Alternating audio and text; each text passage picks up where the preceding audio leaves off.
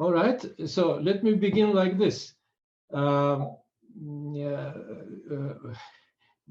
Doing abstract mathematics, we are very confident people, and of course it is self-confidence, but it is also remembering great mathematicians which were a bit older than we are, and from which we sorry, have some good reaction on ourselves, our mathematics.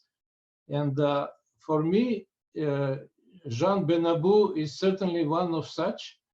It's a great memory, and it's a great honor to give this talk.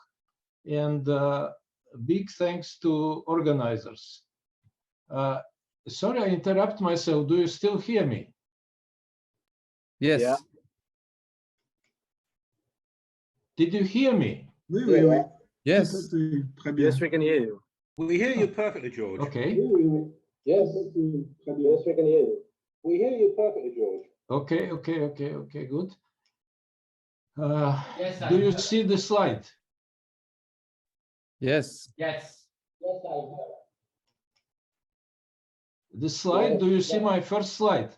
Yes. Yes, we see everything. Everything is okay. There is just some latency on the Yes, we see everything. recording. Everything is okay. There is just some latency on the recording. Okay, so let me begin with something very, very simple. It's 3 definitions of a monoid action. M is a monoid, X is a set, and the action itself can be a map from M cross X to X, written like this: Mx goes to Mx, and 1x equals X, and M prime times Mx is M prime M times X, for all X in X and M prime is M. Or an action can be a monoid homomorphism F from M to the monoid of all maps from X to X. Or it can be a category C with 2 objects, say U and V, having home UV empty and having home VV 1 element, just the identity morphism. And these 3 types of structure are related in this obvious way. The first and the second is HMX equals FM of X. And the first and the third is that as M you take home UU, and as X you take home VU. Now generalize it from sets to an abstract category C, which is easy.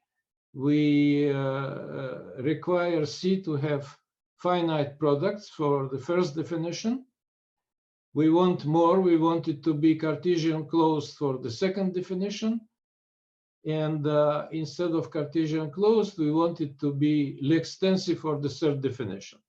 Then we can do everything. But let us do further steps of generalization. There will be actually 2.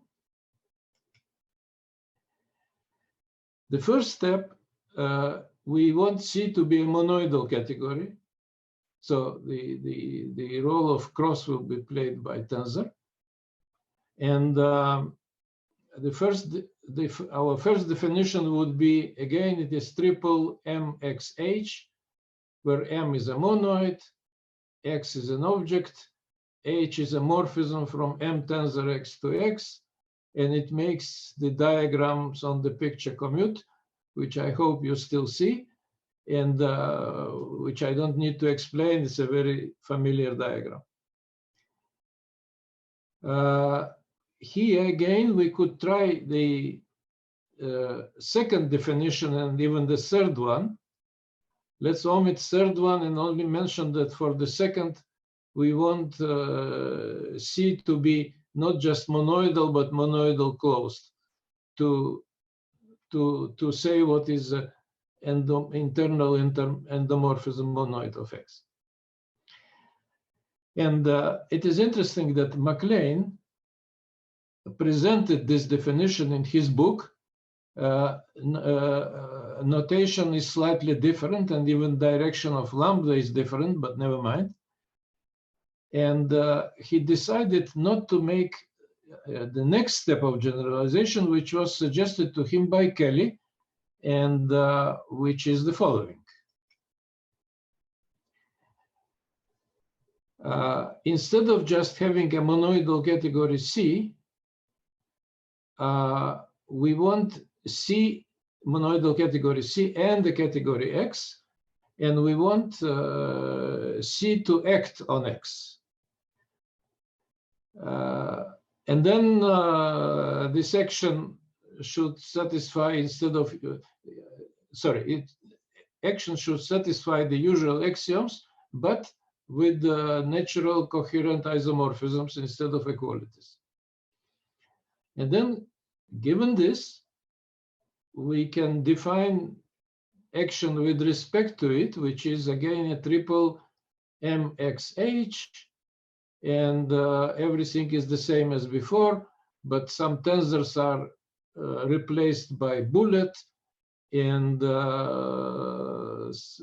alpha by gamma, and lambda by theta, but it's the same definition, and it should be familiar again. And now, 3 questions. Why did Kelly suggest to use C and X instead of just C? Why not at least asking gamma and theta to be isomorphisms? And isn't it bad that we have action defined in terms of another action? And I'm going to answer this.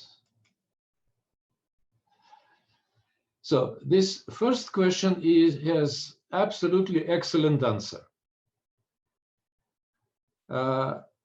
If I simply have a monoid in a monoidal category, then it creates a monad, and if it was M, the actions, M actions are the same as algebras over this monad.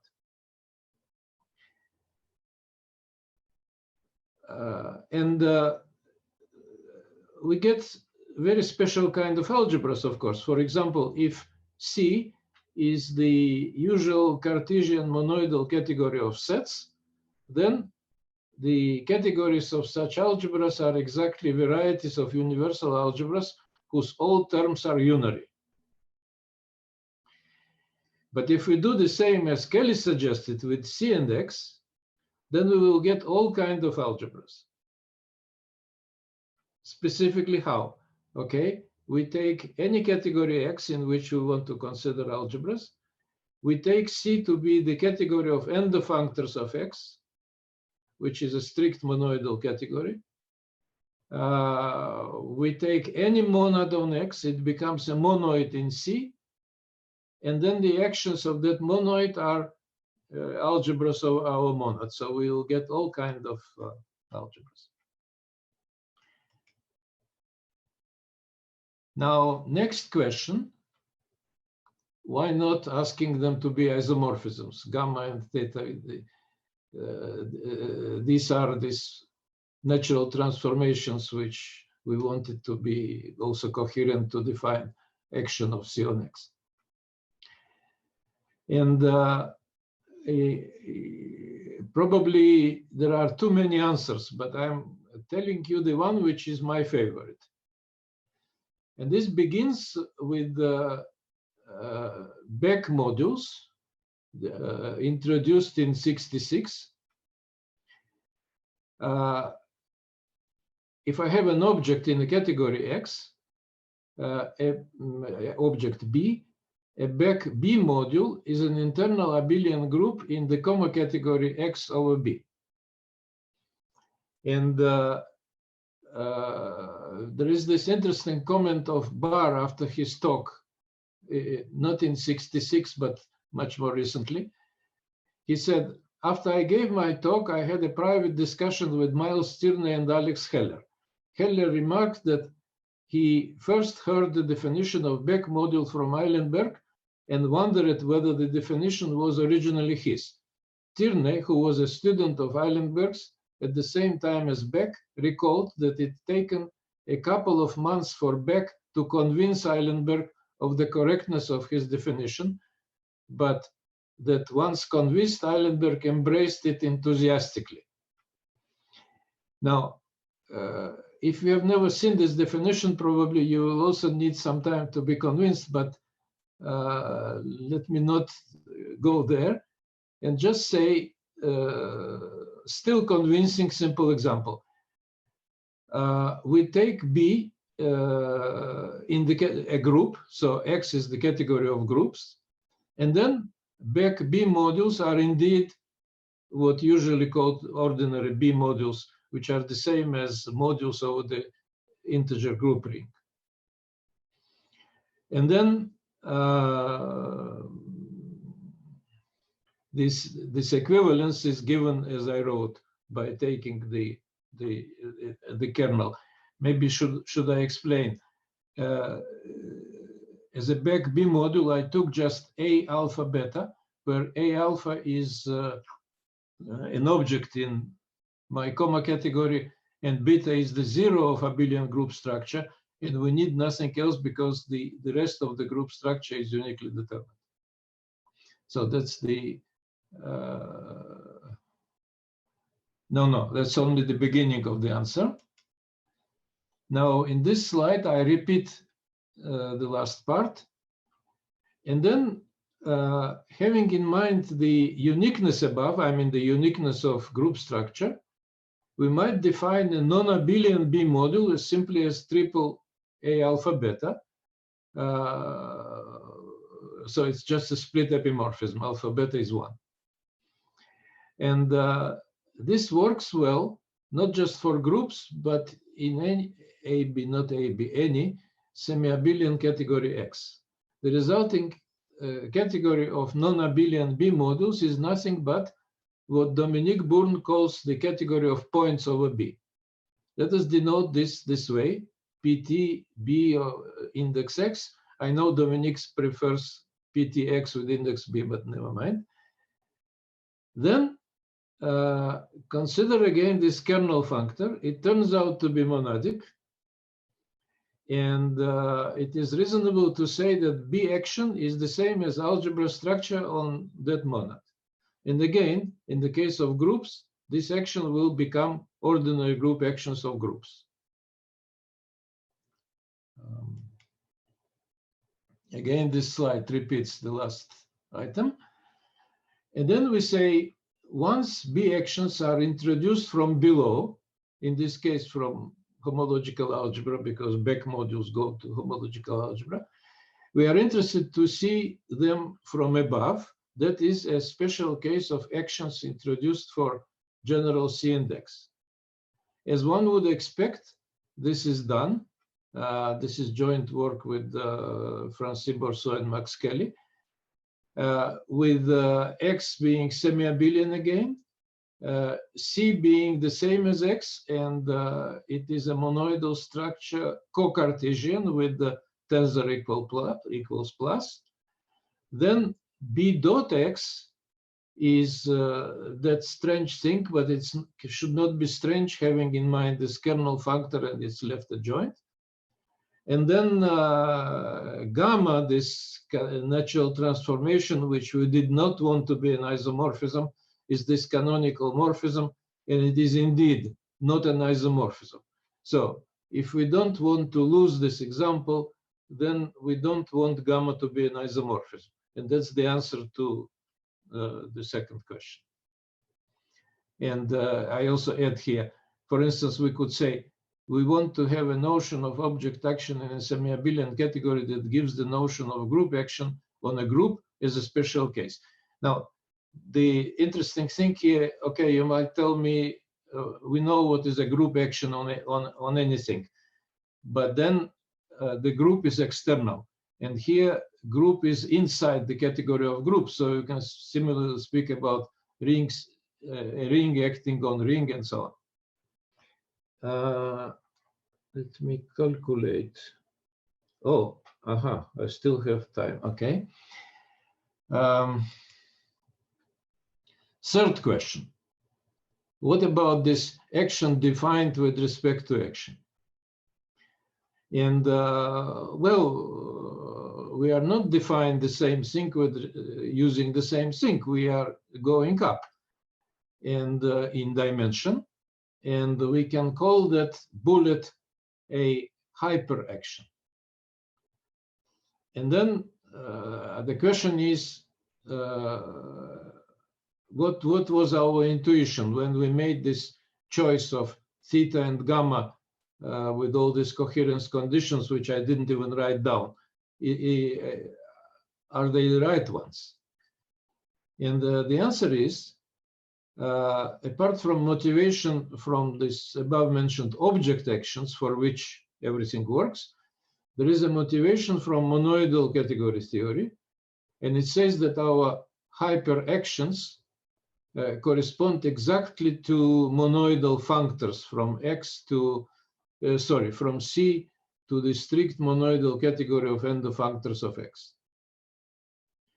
Just as ordinary monoid actions M cross X to X correspond to monoid homomorphisms from M to X to the power X, which was on my very first slide. Second, we had a temptation to require theta and gamma to be isomorphism. And it turns out it was also would be not bad, apart from the fact that we will lose our example. Namely, if we did that, then we could define action as Benabou did. And maybe that was the main reason I brought this topic to Benabou's conference. Remember, I said that action can be defined as a category of a monoid action with two objects.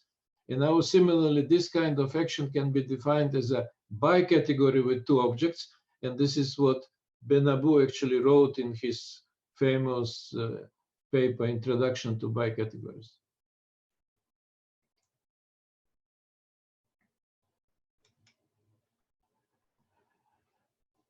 Okay, now let's go back to the beginning. It was the second slide after the title slide. And I repeat again two simplest definitions of an action as a triple MXH or a triple MXF as written. And we observe the following. If we take the first of them as a definition, then denote the set of all such actions MXH by act MX, make act blank X a set-valued functor, and say that it is representable, and that is our second definition, where representing object is the monoid X to the power X, all the monoid of all maps from X to X. Now we turn to this general situation where we had this bullet hyperaction. And again, we do the same. And then we say that bullet has representable actions if each act blank X is representable. And that's the X in square bracket, maybe not the best one, but that's what we used with Francis Bourseau and Max Kelly in the paper where this was introduced. And then this action representability is not for free. If X is enriched in C, we could take it to be the internal home, X to X. In which case we could say that this bullet has well-representable actions. If not, what if X is not enriched in C? Okay.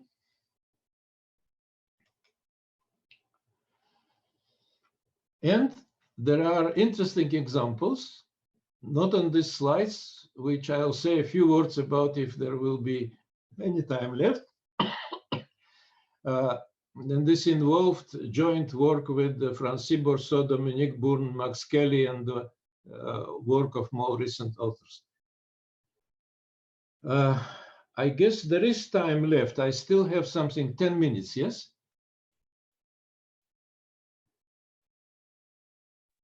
Yes. Hello, anyone can hear me? Oui, oui, on vous entend. Je pense qu'il vous reste au moins 10 minutes. Yes, I still have 10 minutes, right? Je pense qu'il vous reste au moins 10 minutes. Oui, oui. Yes. Okay. So, what are these interesting examples? The story begins in Louvain-la-Neuve.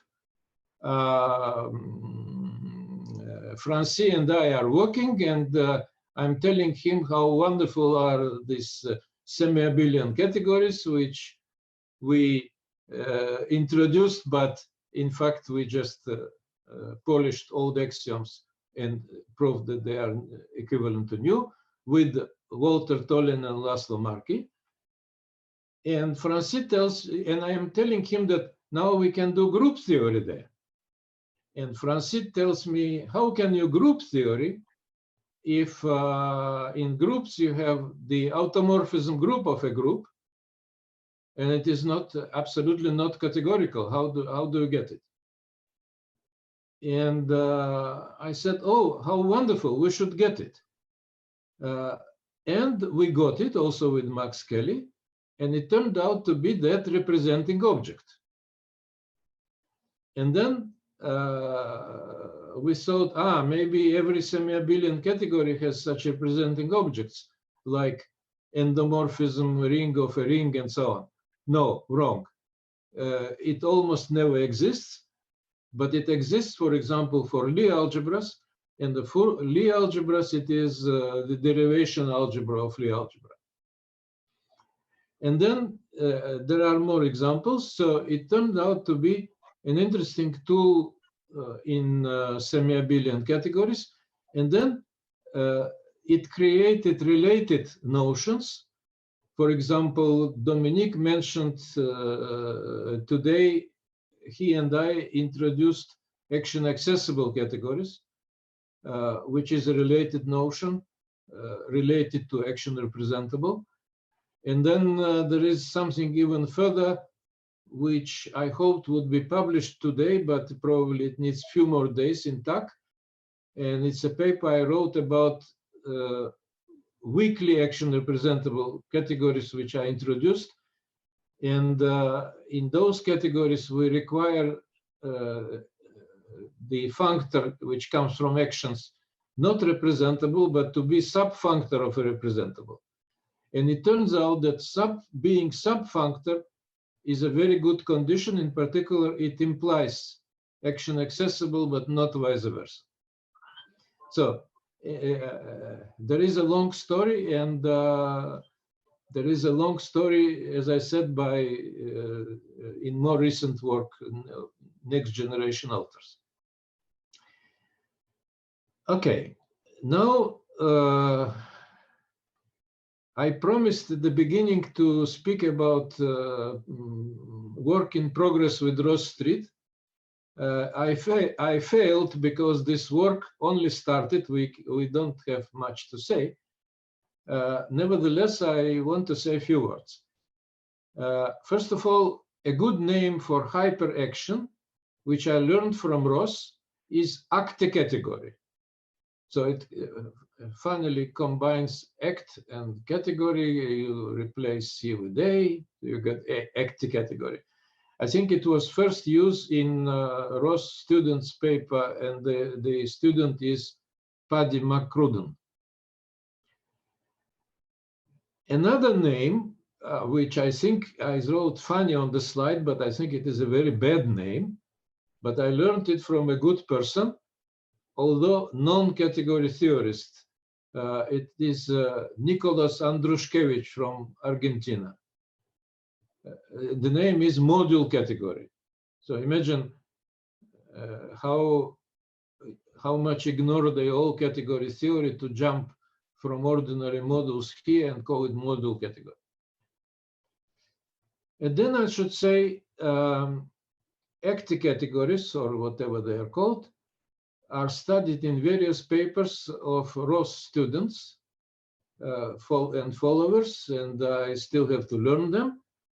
And the joint project with Ross is to introduce and study action representability at a higher level, so with respect to hyper-categories. In particular, what I called hyper-actions today should be representable, should be well representable, with X being the strict monoidal category of endofunctors of X. As you understand, this project is far away from being straightforward, because going up in dimension creates very strange difficulties. For instance, we have these natural transformations which are not invertible, and how to modify them and choose directions and so on. It's a long story.